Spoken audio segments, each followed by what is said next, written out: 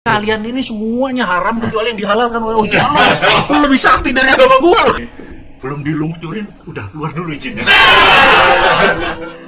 Berani ngomong cuma. Ekonomi kita turun 3,4%. Betul. Dunia 5-6%. Menurut Mas Mowi yang saya dengar bahwa September akan terjadi PHK besar-besaran. Betul, setuju. Alasannya, Mas?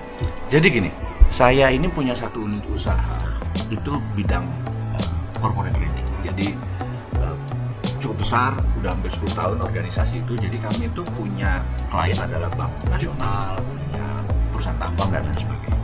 Jadi ada salah satu klien kami yang punya 13.000 karyawan. Kemarin memutuskan di Juni ini tinggal 6.000. Jadi dia mem-PHK 7.000. Saya tanya, kenapa? Bukan karena rugi. Karena ternyata work from home itu menimbulkan ide lebih efisien ternyata berbisnis. Dan bisa. Jadi kantornya 8 lantai jadi tinggal 4 lantai semuanya. Karyawan dipotong hampir separuh, ternyata omsetnya masih sama. Profitnya jadi lebih besar. Jadi perubahan ini lucu nih. Ada dua. Ada yang benar-benar karena bisnisnya slow down, tapi ada yang demi efisiensi. Tapi efeknya dua-dua membuat PHK besar-besaran. Nah, itu pun terjadi di banyak organisasi. Katanya Freeport juga melakukan hal yang sama gitu ya. Nah, hal seperti ini nggak siap. Jadi new normal ini sebenarnya bukan new normal ini. Ini decoupling. Jadi decoupling itu keterpisahan dengan masa lalu. Jadi benar-benar putus. Jadi benar-benar bukan ini nanti berubah gitu. Putus. Jadi mindset ini nggak bisa dibawa ke sini. Karena itu saya bilang ke anak muda yang di bawah 40 tahun, tolong ambil alih negara ini di 2024. Karena angkatan saya dan ke atas, it doesn't work kalau ngelola negara lagi. Pasti begini. Decoupling. Nah, harus berani nih anak-anak muda ini. Ada bijinya nggak lo gitu? Gue tanya. Kayak gitu nih, biji udah gak kepake gitu. Berarti 2024 Kalau bisa yang umurnya 40 tahun ke bawah sekarang ini, iya kan? Jadi benar-benar muda karena decoupling itu mereka lebih paham daripada generasi ini yang karburator masih karburator sekarang udah pakai injeksi ininya juga matic gitu, kita masih pakai kopling gitu ceritanya. Jadi itulah yang terjadi bahwa kalau kita tidak adaptif, government-nya masih nggak adaptif, pengusahanya masih nggak adaptif, tapi saya yakin yang di bawah 40 tahun semuanya udah take off kok. Mereka udah nggak ngerasakan rekening yang tadinya dari kiri sekarang pindah kanan doang gitu. Dapat juga income mereka gitu. Gitu. Kayak gitu lah kira-kira Mas. Karena ada isu reshuffle kabinet. Menarik. Kalau Mas Mowi hari ini jadi presiden, siapa yang di reshuffle? menarik di komen. Menarik kalau jadi presiden. Gitu. Jadi gini, saya melihat pada saat ini kita ini kalau mau jadi kalau saya jadi presiden, maka kita mau main di liga apa? Liga Champion kah? Benar nggak? Asia kah? Atau Tarkam? Gitu ya. Kalau Tarkam sekarang cukup. Sudah, Tarkam itu apa?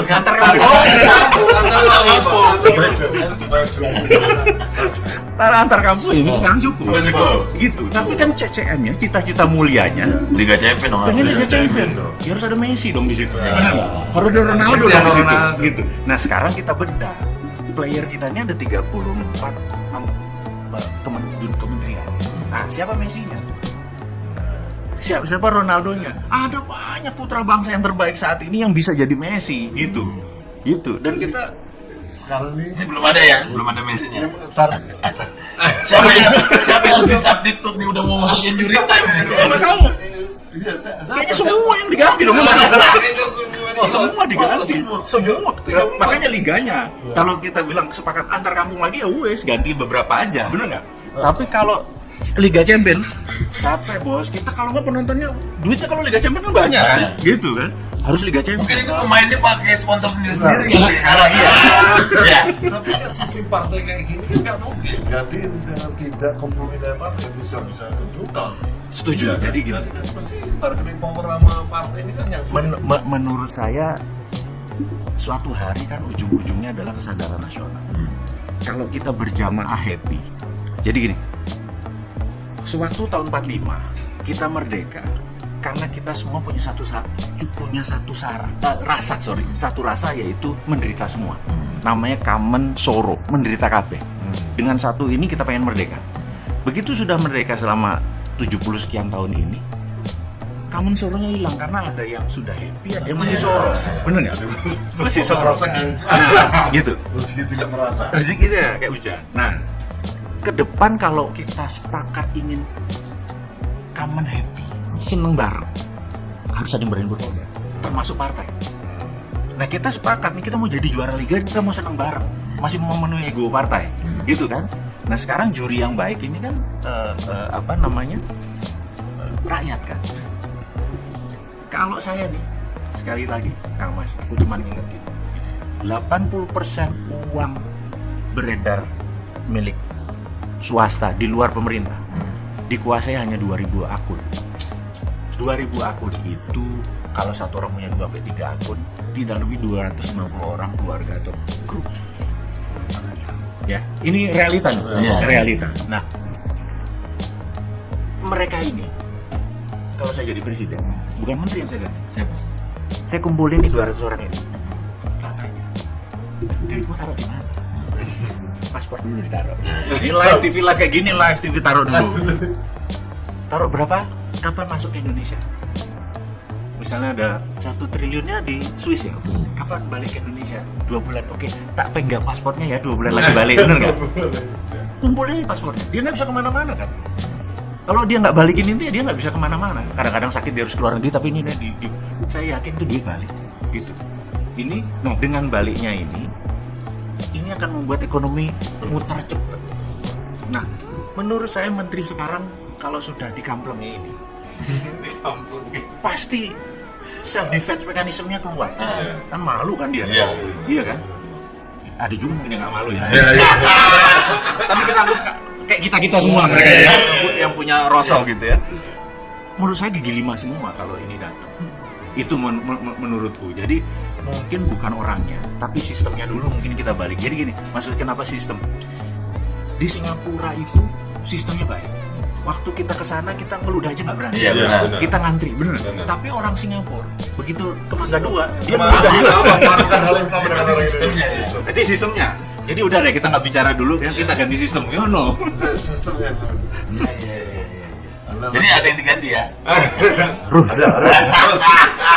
Nah, kalau Mas Bowie ini kan memang by data gitu, memprediksi ke depannya by data gitu kan. Nah, ini Indonesia ini by data.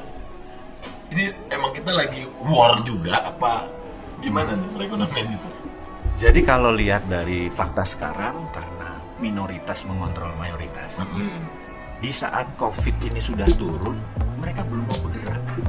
Sehingga pada saat ini ekonomi belum bergerak. Jadi sebenarnya nggak usah repot ini, panggil aja yang ini. Yang 200 orang ini panggil bergerak. Iya, ini kalau mau bergerak ini. Oh, sini sebentar. Iya, gitu kira-kira. 150 ya, kayaknya saya kenal 50-nya. Iya, nanti saya coba bilangin dah. Mereka NKRI-nya nggak usah diragukan. Maksud saya, mereka baik. Enggak, mereka punya common sense yang tar dulu deh. Cukup kok duitnya untuk tahan sekian lama gitu ya, gitu. Nah itu, jadi bukan karena unsur yang lain menurut saya ya. Mereka lihat karena sekarang kan COVID sehari 1.000, 1.100, 1.200 gitu ya. Nggak berani juga. Menurut saya ya tunggu COVID. Sampai dapat vaksin, sampai dapat vaksin, gitu. Vaksin kan belum tahu sampai kapan.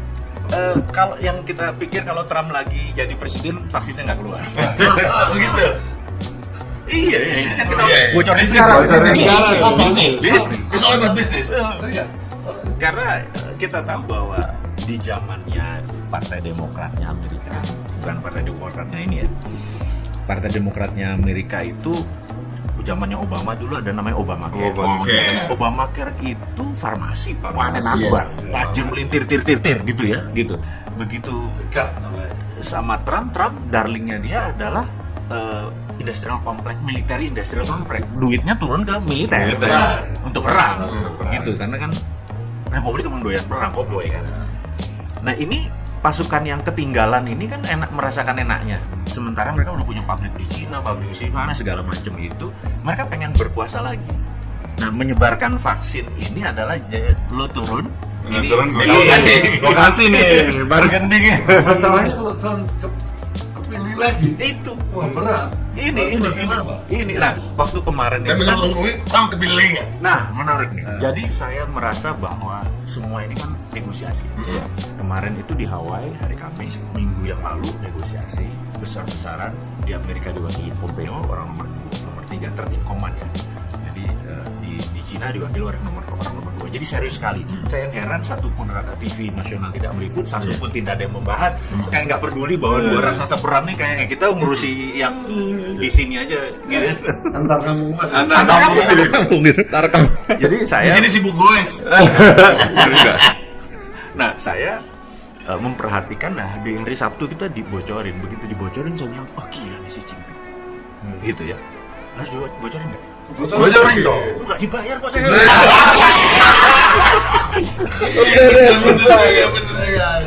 Enggak dibayar tapi bocorannya bagus ya. Oke, ini demi sahabat semua ya.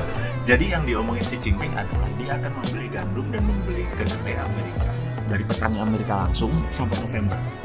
Kalau itu dilakukan Cina, 20% suara Trump naik. Berarti kan dia sudah memihak Amerika supaya Trump jadi karena kompensasinya 5G boleh jalan lagi seperti semula dengan Huawei. Dan itu udah taken. Saya bilang, anjir menang lagi nih Trump, bener nggak? Terus, and then kita harus ngapain? Berarti vaksin panjang nih, bener nggak? Ini loh yang kita harus kadang-kadang kalau kita peduli pada negara, kita harus ngingetin. Gitu. Tapi saya harus kadang-kadang gue gregetan banget sama yang di atas itu. Ngerti nggak sih ini, Bang? Tahu geopolitik. Dia tuh ngerti politik narkam tadi. Iya bener juga. Iya berpikir. Gimana 2024? Provinsi ini bisa menang 2000 pilkada bisa gitu ya kali ya. Itu aja. Tapi kalau Mas Bowie diminta untuk bantu running government, Nah, ini menarik. Saya ini kalau diminta secara diminta gitu, maka jawaban saya adalah MMT boleh dipakai. Modern Monetary Theory, yaitu ada 3, 1 printing money, 2 namanya TINA. TINA tuh there is no alternative. There is no alternative tuh begini. Begitu kita menduduki posisi tadi boleh, maka bunga deposito 0%. Ya, jadi misalnya Kang Mas Roy punya duit 1 triliun yang biasa setiap tahun dapat berapa 50 miliar, nah saya 50 miliar. 50 miliar. Total 0. Kamu enggak tahu. Waduh, 0. Akhirnya diambil tuh duit langsung. Mas, jadi mau main apa? Bisnis apa gue ikut? Ekonomi langsung muter 5.300 triliun langsung turun. Karena there's no alternative kecuali bangun ekonomi. Namanya TINA, there is no alternative. Berani nggak dilakukan TINA? Gitu. Ngeri ya kalau kita jadi.